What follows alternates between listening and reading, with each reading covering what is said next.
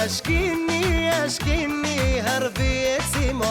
shalom, shalom. My name is Michael Sahno, and welcome to this episode of the 12 Cities in Israel podcast, the only positive podcast about the food, the culture, and the people of Israel.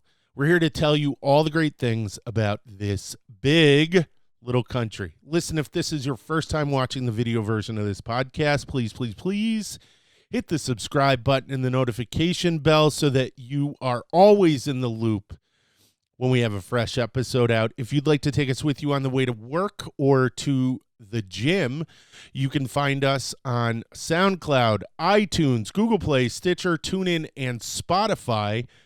And if you'd like to help support what we do, please feel free to become a patron of the show by heading on over to our Patreon page, www.patreon.com/12 Cities in Israel, and set up a monthly donation if you can. We would appreciate it, and every donation allows us to continue bringing you this awesome show. All right.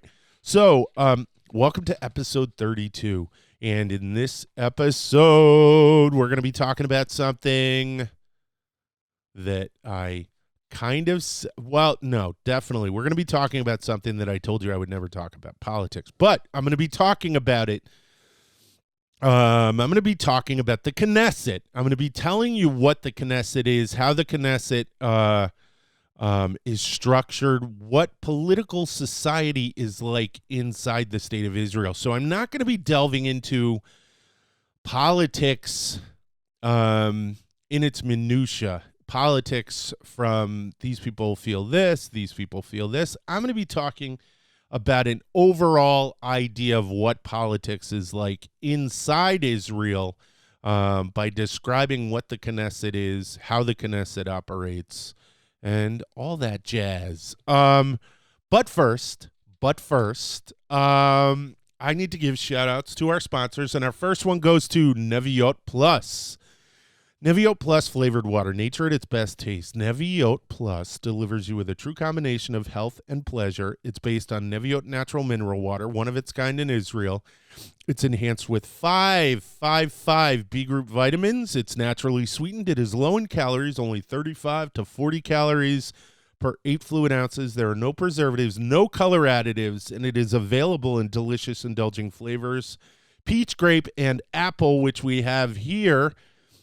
If you're in Israel, you should be drinking Neviot. For more information, check out their website at www.neviotglobal.com/en/home. That's www.neviotglobal.com/en/home. If you want to get this delivered to your home, head on over to our next sponsor, Makolet Online. And their main goal at Makolet Online is to make Israeli groceries and Judaic products affordable and available to everyone in the USA and Canada. Their online store carries items that are unavailable in most places in North America, things like tahini, Israeli chocolates, frozen borekas, and the Neviot water that we have here today. At Makolet Online, you will find your favorite Israeli goods or simply enjoy brand new flavors. All of their products are kosher, and most are manufactured in Israel. If you want the tastes of Israel delivered to your home, visit www.makoletonline today. And as an added bonus, because you're watching the show, we have a coupon code for you. 12 Cities in Israel, the number 12 Cities in Israel, no spaces. And if you use that code, you will receive 15% off of your entire order. So head on over to Makolet Online, Makolet online.com today. All right. So I said I wasn't going to talk about politics, and technically I'm really not going to talk about politics. I'm going to tell you about the political system in Israel. Just like I said I wasn't going to talk about religion. Did I break that promise with my Judaism in Israel episode? I don't think I did, because what I was doing was describing societally how religious observance is inside Israel. And I think that's important from a cultural perspective in understanding the people, in understanding what kind of people they are, in understanding what is important to the people inside Israel. I'm going to do the same thing today by talking about the Knesset. And in talking about the Knesset, you're going to get an understanding of what Israeli democracy is. But before we get into that, what are we going to do? We are going to do our Chamesh B'Chamesh, which is our 5 and 5. I've got 5 words that deal with the subject of the this episode, and I'm going to give you them in this quick Ulpan section that we do. I hope you guys are digging it. I hope you guys are liking it. I meant to get all of this into a smaller segment on the YouTube channel. And I haven't had trouble doing that. I've had trouble finding time to do that because I'm setting up all the interviews and scheduling all that. And I got 20-something people. I got to write questions for them so they don't think that I'm throwing them any curveballs. And so I don't know when that's coming out. It might wind up coming out after I get back from Israel, or I might just do a bunch of them in Israel. That might be kind of fun. But let's start our Chamesh B'Chamesh after I have a cup of coffee. Peter Madeira, you are a rock star. Thank you so much. Peter Madeira is my coffee bro.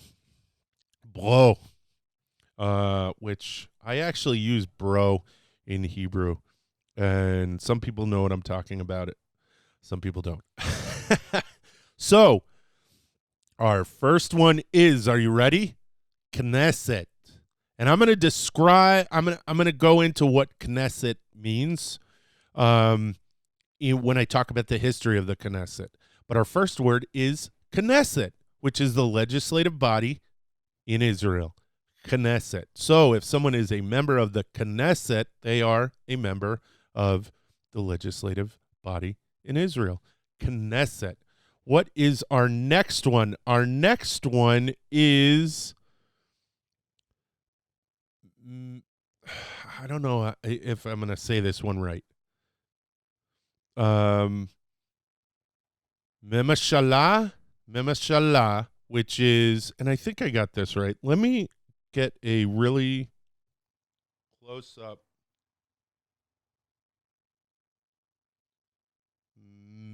Memshalah.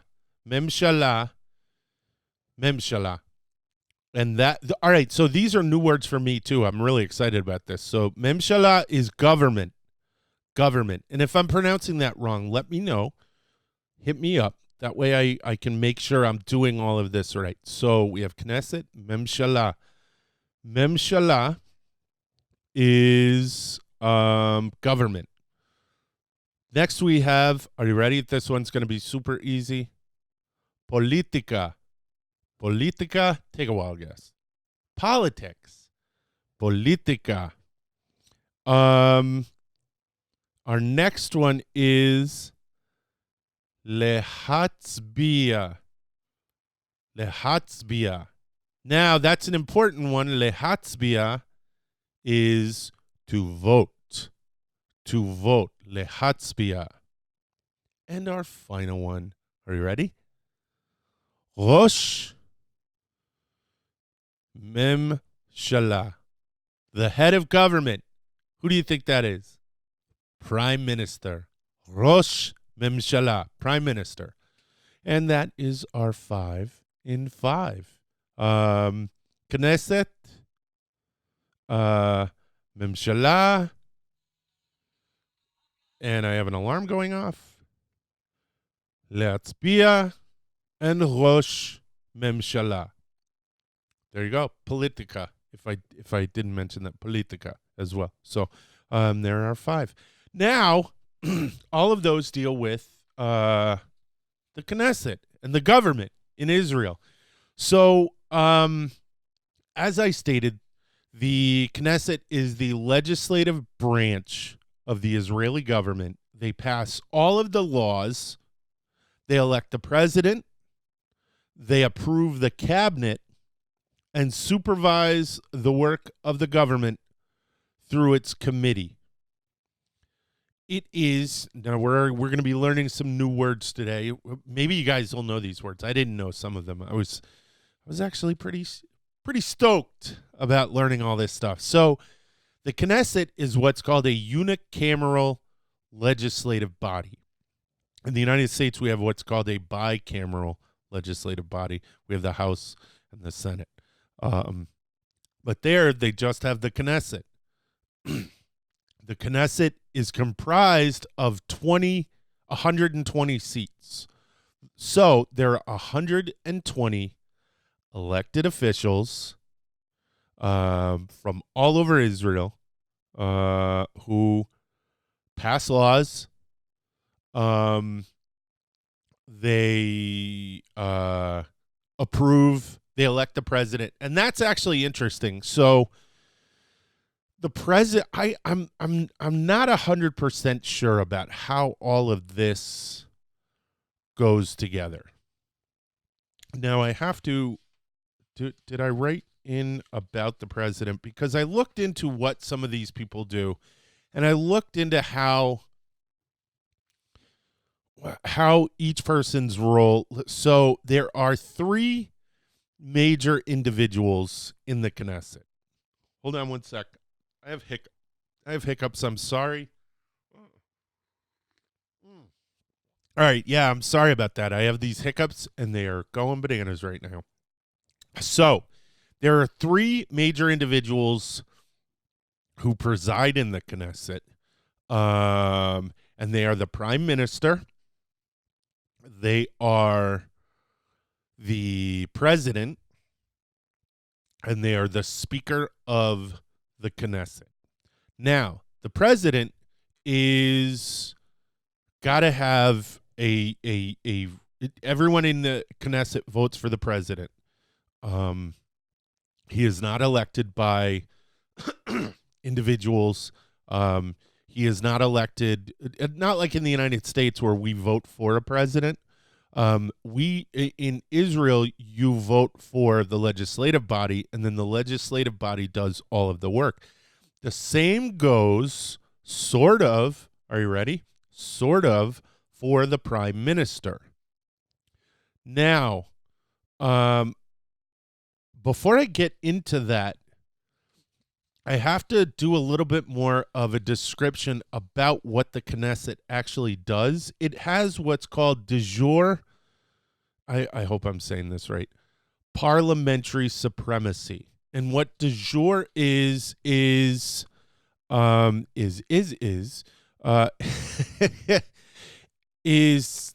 opposite of de facto. So let's say you have a government that isn't I don't want to use the word legitimate, but is operating with legitimacy but wasn't elected. So it is therefore the de facto government. But what's interesting is that's actually happening right now in Israel. You have a de jure and a de facto government, I would venture to say, because they don't have coalitions running the government. They have what's called, and I wrote this down, a caretaker government. So a caretaker government, I guess, would be what's called a de facto government, in the sense that they haven't made an official government, an official coalition, which would be the de jure parliament. They instead have a de facto until they have a actual in stone voted on coalition. Now, they have what's called parliamentary supremacy, which means they can pass any law by a simple majority. Meaning if they have 61 votes, boom, it's a law. Because there are 120 seats, 120 voting members of the Knesset. So if they have 61, that's a majority, and boom. Even one that might arguably, it says, conflict with the basic laws of Israel. Now, that's important. We need to take a moment to talk about the basic laws of Israel. So the basic laws of Israel are Israel doesn't have a constitution. So they had the intention of writing a constitution. So in 1948, when Israel declared independence, they went straight to war. The Knesset wasn't formed until February 14th, 1949, which, interestingly, was in the Jewish Agency building in Jerusalem, which was part of the Jewish Agency was part of the World Jewish Congress, the Jewish Congress in Basel, the one that was started by Theodore Herzl. So it was in a historic building. Oh, well, it was a historic event, right? So, but they never got around to making the Constitution they intended to, and I'm curious why they never did that in any of the Jewish Congresses. Why they didn't develop a Constitution for what would be the state, but they didn't.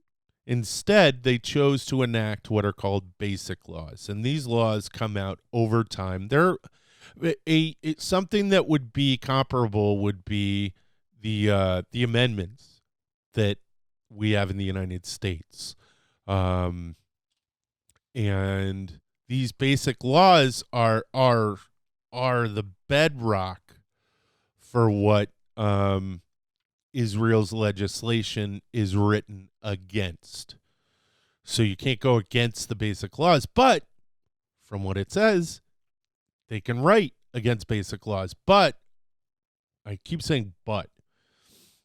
You're going to find a lot of buts in, no pun intended, you're going to find a lot of buts in Israeli politics because there are so many. Nothing's set in stone. Everything's fluid. And it's interesting that they're able to have that much fluidity, and it says something for the minds that are there, that they're able to have that much fluidity without going over a precipice. You know what I mean? Into something more authoritarian. Now, that's not to say that Israel hasn't had some really strict hasn't had some really strict times, but those times have always been balanced by need. And I'm not saying I agree with those. The fact that what would be called civil liberties weren't allowed, but you've got to understand there's conflict going on. There's safety involved, and they've always been pretty good at saying, okay, we've gone a little too far. Okay, maybe we should step back a little bit.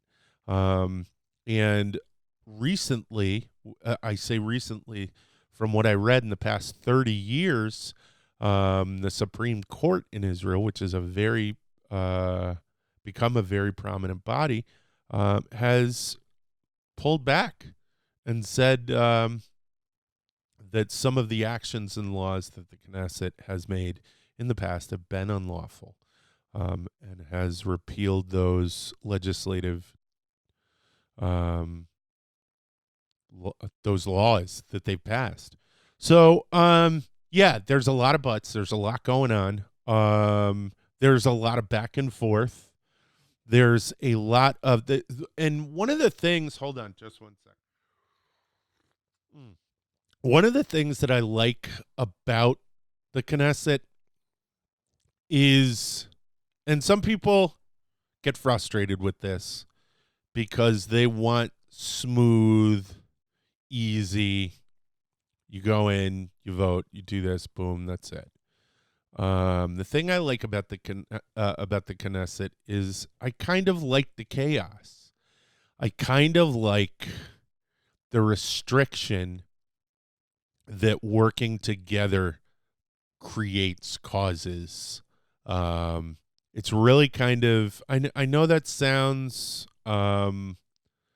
like it doesn't make sense, but the less the less these guys who want and women who want power have access to it, because you have a bulwark against it. You have a stop, a firewall of opposing views and legislative power, the better. You know what I mean? If I like government to defend the borders and pick up my garbage.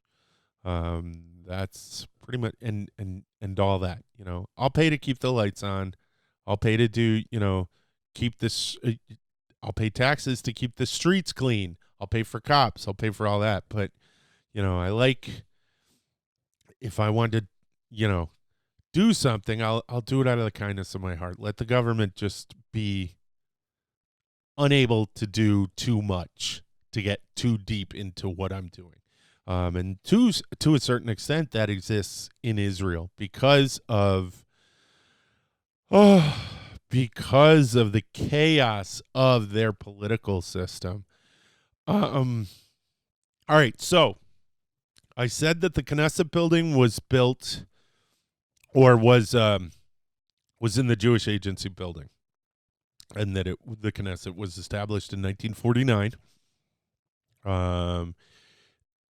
in Jerusalem. It is still in Jerusalem. It is on a beautiful hilltop in Givat Ram, which is a neighborhood in western Jerusalem. It's really prolific. It's right there. You can see it. It's beautiful. It's stark, but not in a negative way. Stark in the sense that it's just boom, it's right there. And I'm going to have video actually from that I found on YouTube. I found the video that you watch. It's in English too, before you take the tour of the Knesset building. So it's neat. You'll be able to see, there's a lot of historical stuff in there. They have all the presidents. They have Anwar Sadat coming in, his historic address to the Knesset. They have, they show what they call the loneliest chair in the Knesset, and that's the prime minister's chair. And you'll see the plenum up at the top, and that's where the Knesset speaker sits. And it's really cool. It's really cool to think that the business of Israel is done there, and that the decisions made there affect Haifa, Beersheba, Eilat, Tel Aviv, everything in that one building. All right, so how do you get to the Knesset? Practice. No. You get to the Knesset by being voted in. And every individual of 18 years of age or older is eligible to vote in Israel. And if you are 21 years old, you are eligible to be voted into the Knesset. Boom. There you go. I think that's really cool. And that is how, not how, but because of that age, Stav Shafir became, she was a labor member. She's part of a different party now, and I'm going to read through all the parties. She is the youngest elected, historically the youngest elected member of Knesset, which is kind of a cool thing. But 21 years old is what you need to be if you want to be voted. Now, what's interesting about Israel is it's not broken up into districts. It's one huge, large voting area. All right. Not like, the states in the United States or different regions or provinces in Europe. And they collect the sum of all of that. It is all one huge voting area. And because of that, each vote is equal to one vote. Okay. Which, I mean, of course, that sounds like it should be that, but in some places it's not that. So one vote, one person, one vote. The totality of the vote in Israel for that election is the result for that election.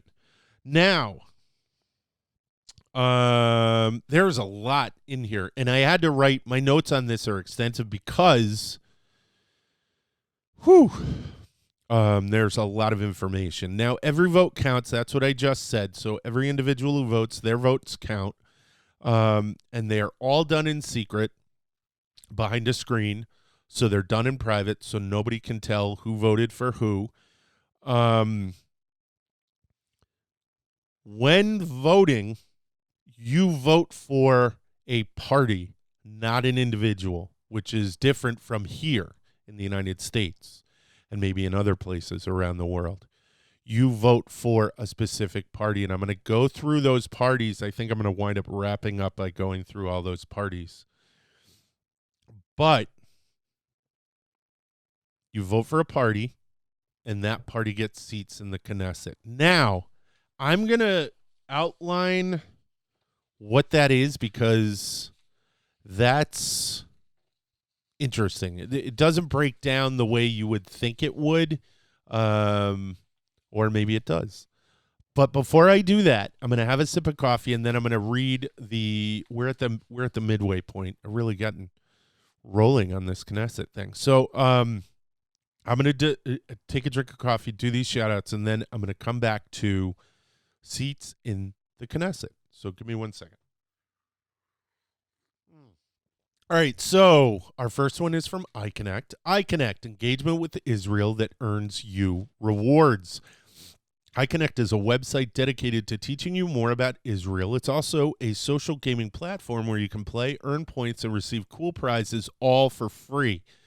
While you're there, you will connect with Israel by engaging with all of iConnect's numerous articles, games, quizzes, polls, and more. Now, why should you play? Because iConnect's unique platform introduces you to Israel in a fun, exciting, and most importantly, rewarding way, all while working towards giving you a once-in-a-lifetime experience. So head on over to www.iconnect.co.il. That's www.iconnect.co.il and start playing now. Our next one is from IsraelPhones, which is a part of iConnect.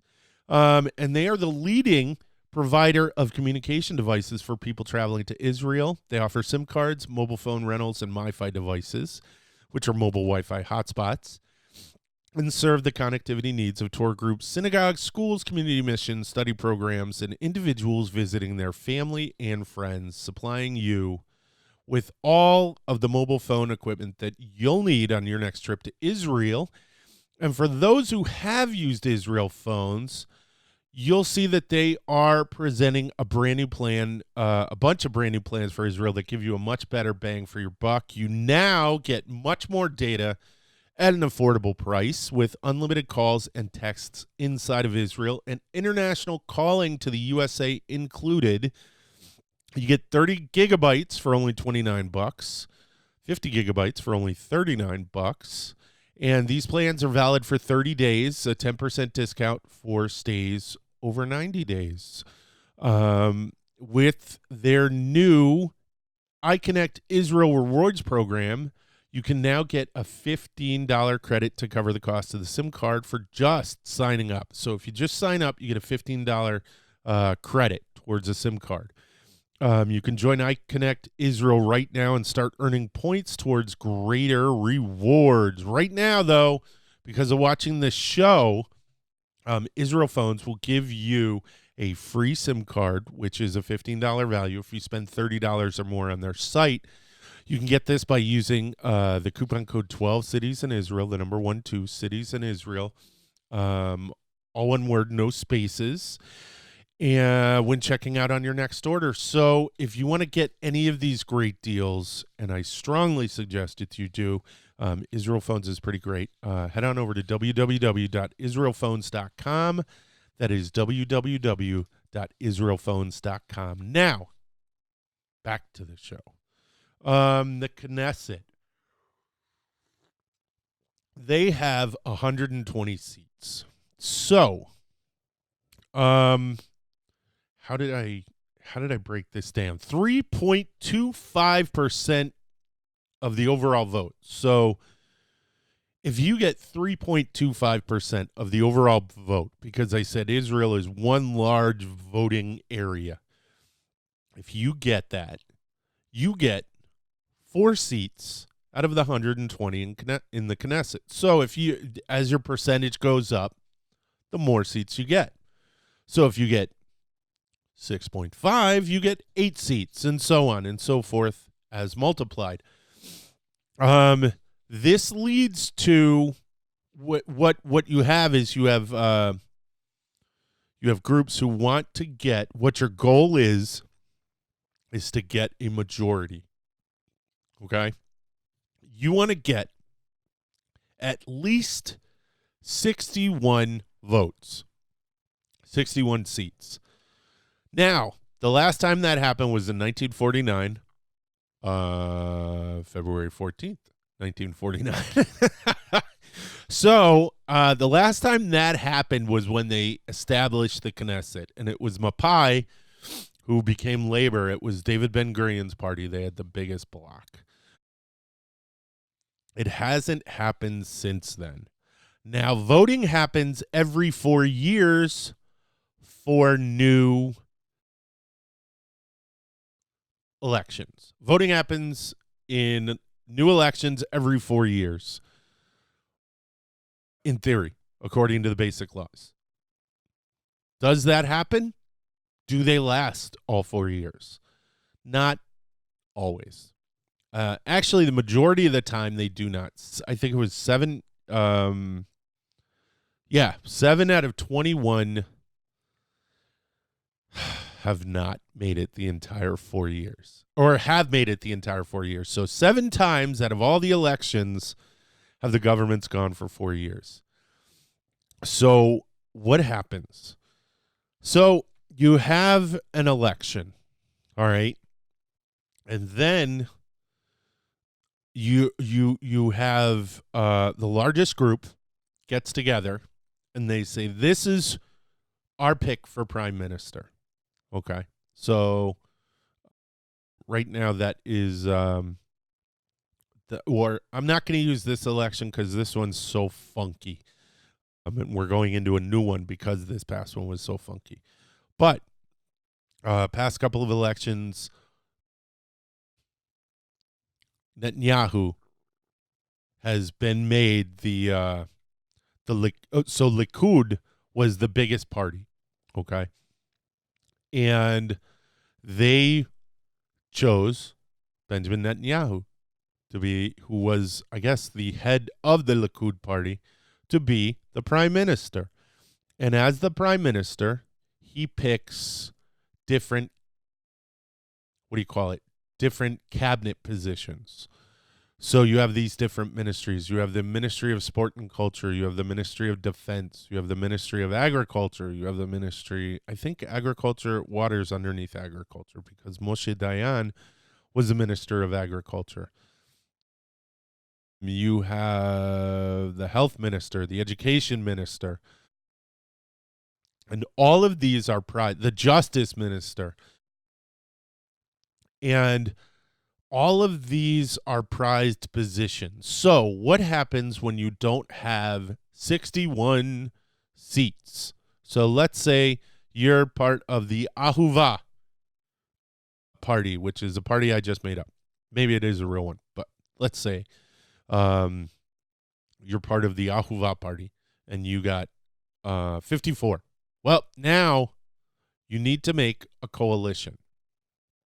And that's where the wheeling and the dealing goes on. And you say, hey, Joe's party. Hey, Shimon's party. Hey, Rivka's party. Rivka, what would you like? We would like the Justice Ministry. Shimon, what would you like? We would like the Ministry of Defense. Joe's party, what would you like? We want the Ministry of Defense. Crap.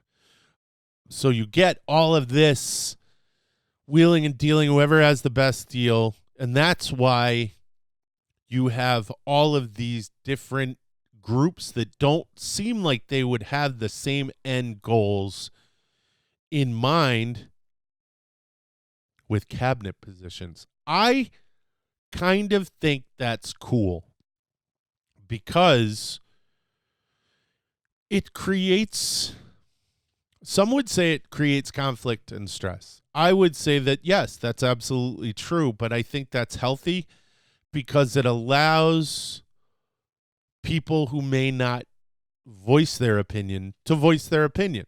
You know what I mean? You wouldn't say something against an individual's policies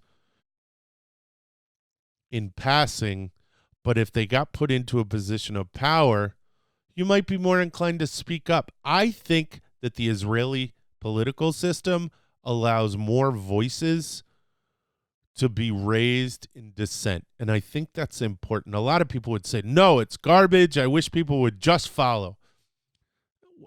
No, I don't agree with that. I don't think that's cool. I think dissent is important and healthy. And once you know where a person isn't willing to go, you're more able to find a center meeting place. And center meeting place is really important. So hold on just one sec. I want to take a sec. Gosh, I live for this coffee. So one of the important things that needs to be noted, you have a lot of people who make a lot of statements on the news, and I hear this interestingly all the time.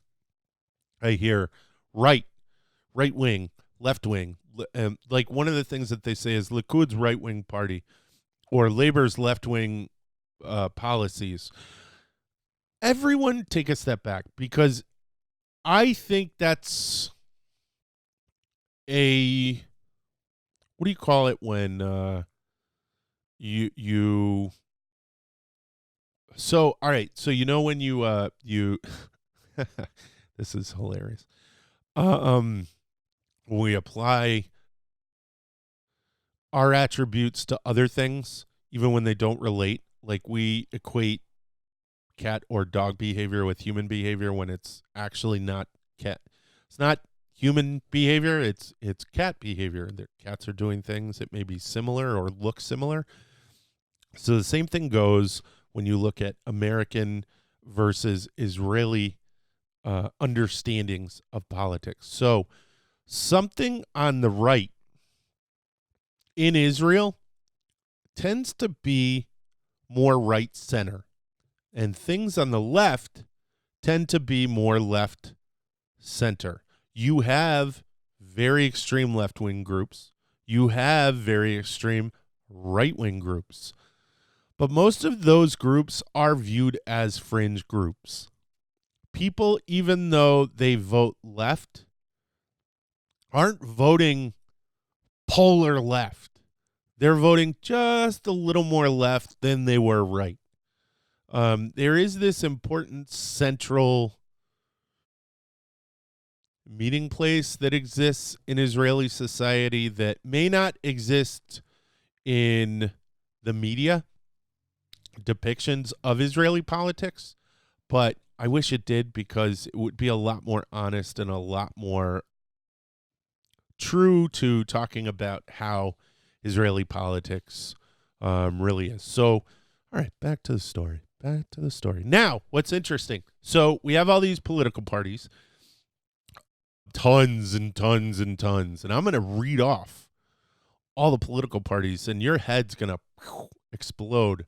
But what's interesting is that there are disqualifications for parties. So a lot of people like to make very general statements about Israel and what they do, the totalitarian. They'll make Nazi references. They'll make all these different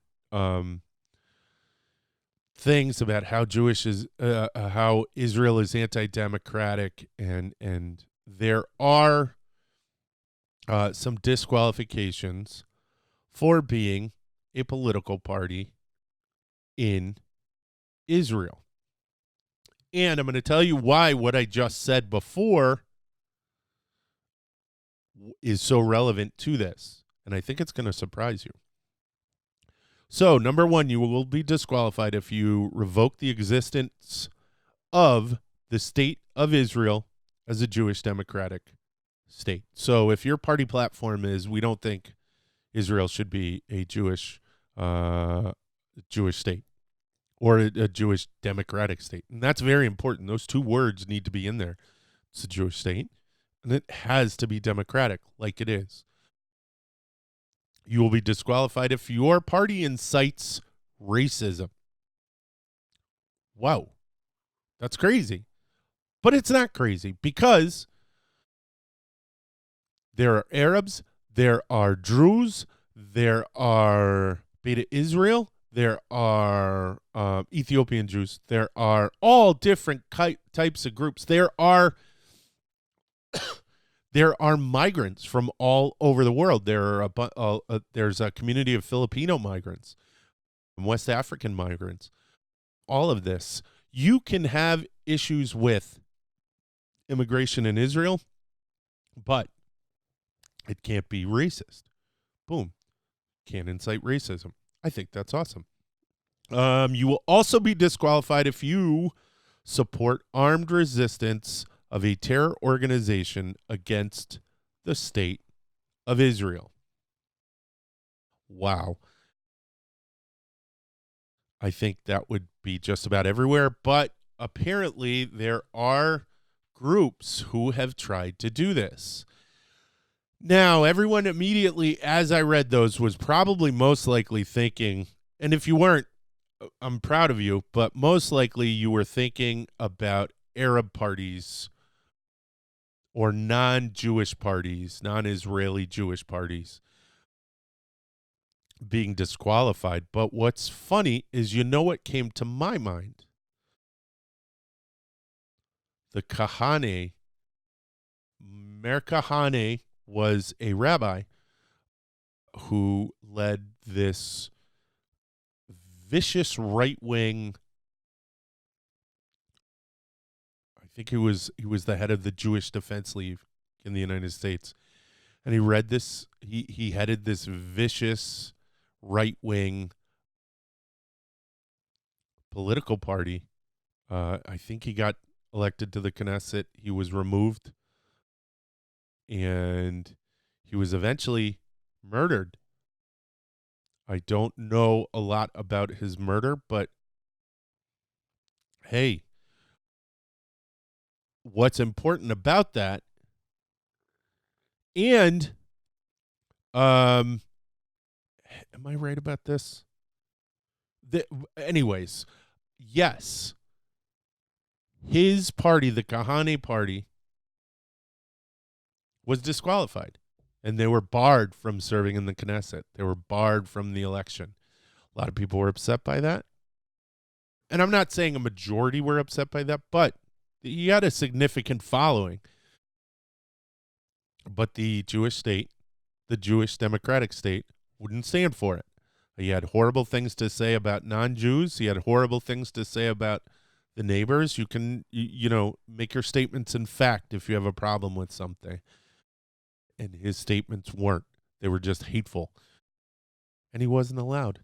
So I think that's pretty awesome. I think that's neat. I think it shows that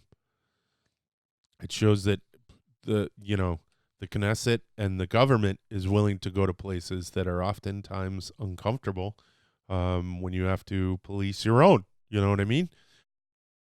But they did it. So I thought that was important. And I thought that was very important to point out, because it just kind of goes to show you that it truly is a remarkable democracy. And it's such a chaotic democracy. So bananas. And it's bananas because everyone's got a say. Everyone gets to throw their 2 cents in. Hold on just 1 sec.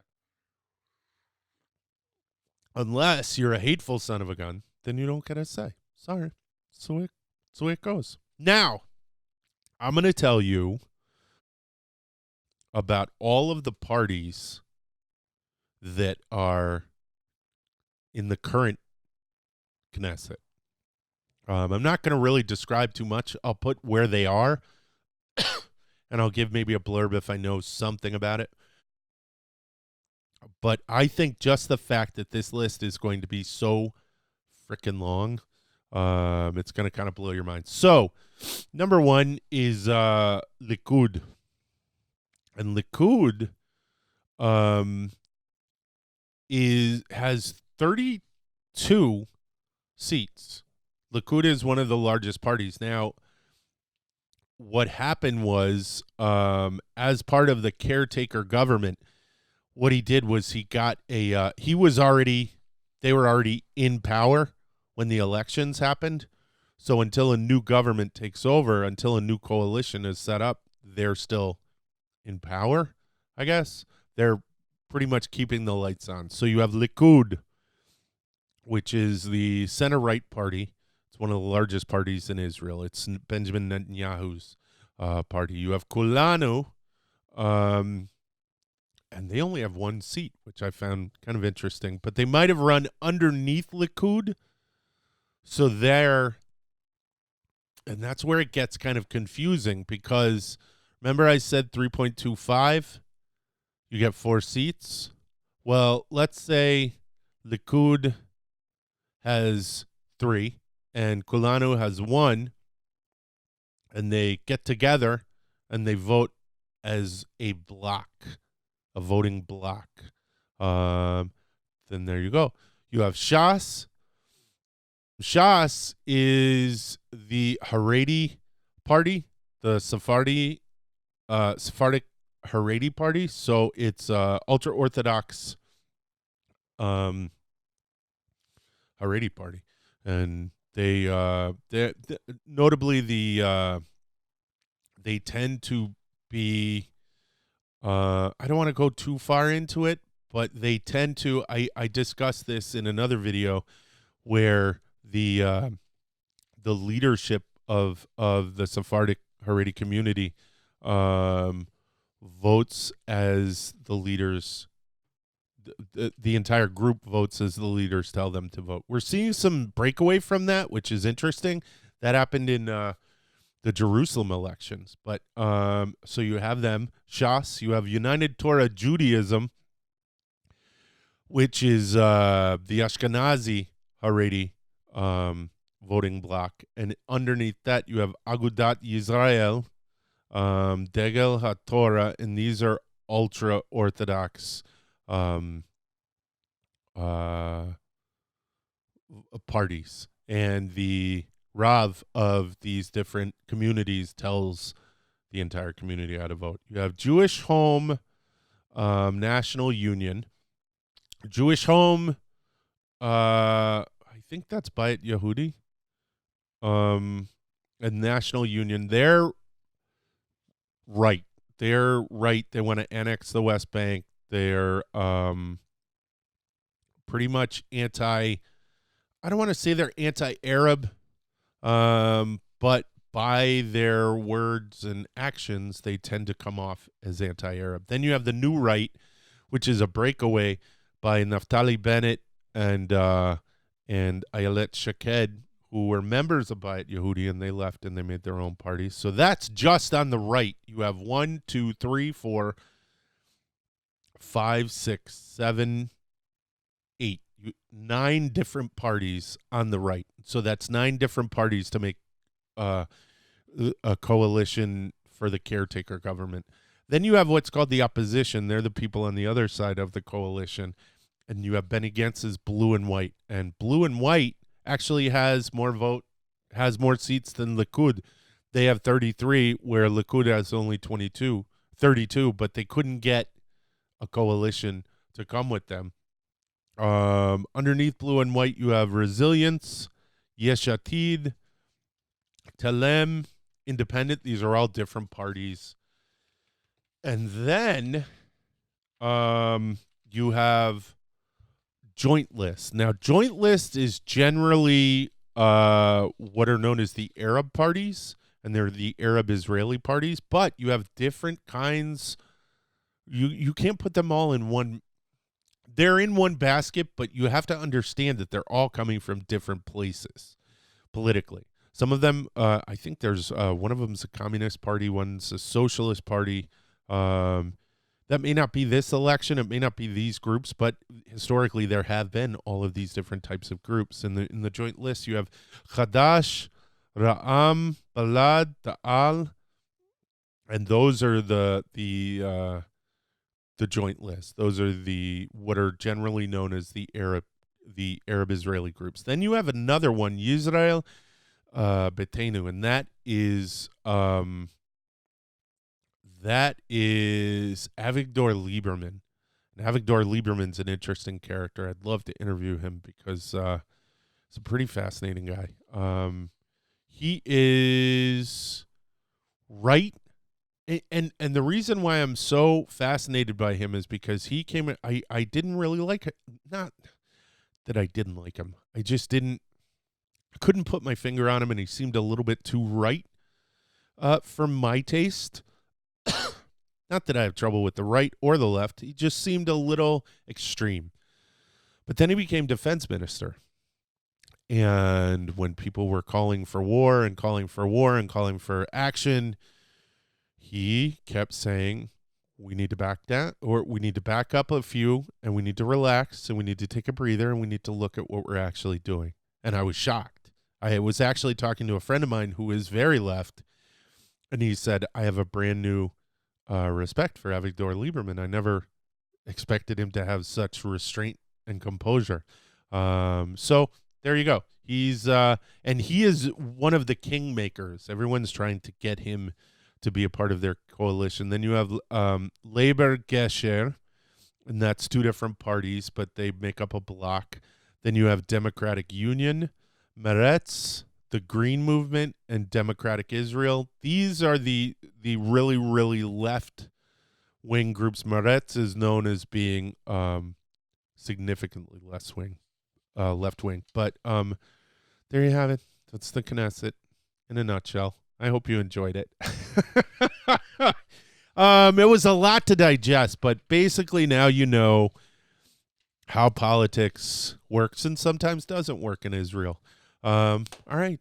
I'm going to wrap it up by telling you about February 2020, this coming February. We're going to Israel, to Tel Aviv, to the Sea Executive Suites to do interviews with a number of people from across Israeli society.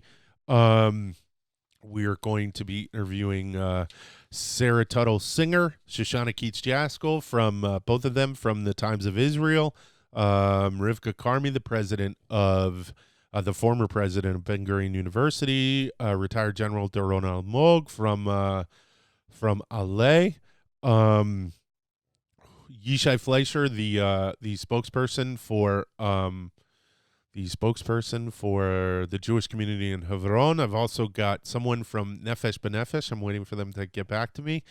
Who's going to come on the show? I have Chana Mason and her husband, Dave Mason. Both authors are coming on for different segments. Wonderful people. Stav Shafir is slated to come on, and I would like your help with the last $2,000 of that I need to get my equipment to Israel, pay for the light rentals that we have, and the last couple of pieces of equipment. It's $2,000. If somebody out there could go to our website, hit the our website, www.12citiesinisrael.com, and hit the PayPal button, or if a couple of you could do it, we would really appreciate it. And it's been a crazy journey. I've got people booked. I'm in the process of writing questions so that there's no surprise gotcha questions for these guys, who are all awesome, all incredible. I'm blessed with being able to sit down with all of them, and I need your help. So if you could help me out, that would be wonderful. All right, that's it. Thank you so much for joining us for the 12 Cities in Israel podcast. Don't forget to subscribe to our feed and become a part of the 12 Cities in Israel community. You can find this podcast on SoundCloud, iTunes, Google Play, Stitcher, TuneIn, and Spotify, and we'll be bringing you a brand new podcast every week, so keep your eyes out for that. Also, to help support this podcast, as I said before, please consider becoming a patron and going over to www.patreon.com/12 cities in Israel, the number 12 cities in Israel, and helping us in any way you can. We'd really appreciate it. Also, please visit our YouTube channel where you can see a video version of this podcast, plus other videos that we have produced, including our full-length travel episode on the city of Beersheba in southern Israel. While you're there, please don't forget to hit the subscribe button and the notification bell. You can also check out our website, www.12citiesinisrael.com. You can find us on our Facebook page, our Instagram page, where I'm trying to put up something from our trips to Israel every day. And I'm getting it up there. And also check us out on Twitter, where I'm just hammering tweets out, whatever comes to mind. So, all right, that's it. תודה רבה. להתראות ויאללה ביי.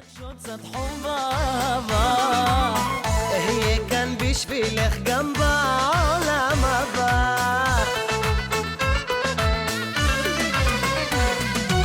פרחים שלחתי, מכתב כתבתי, הכל עשיתי, שתמיד תהיי שלי. פרחים שלחתי, מכתב כתבתי, הכל עשיתי, שתמיד תהיי שלי.